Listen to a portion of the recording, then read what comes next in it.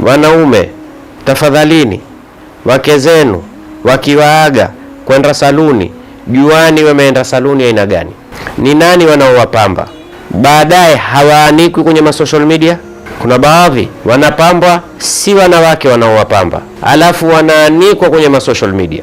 Mwanamke ana makosa, lakini mwenye kosa kubwa ikiwa yule mke ana mume. Kwa nini usijue wewe mke wako enda wapi, nani anayempamba, saluni gani hiyo? Kufika hadi mtu zingine mbibi harusi na mpambaji si jinsia yake, akampamba, akamvalisha nguo, akamfukiza, si jinsia yake. Wewe mwanamke alikupamba si jinsia ya kike. Bibi harusi siku ya kwanza wewe ndio kufanya sunna kwa kumkosea Mwenyezi Mungu Subhanahu wa Ta'ala.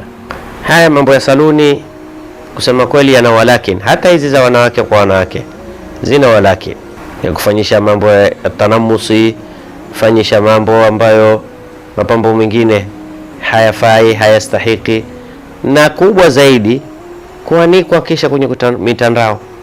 Alafu zile picha kesho ule umeondoka, si hatuna password yako, tutakusaidia vipi?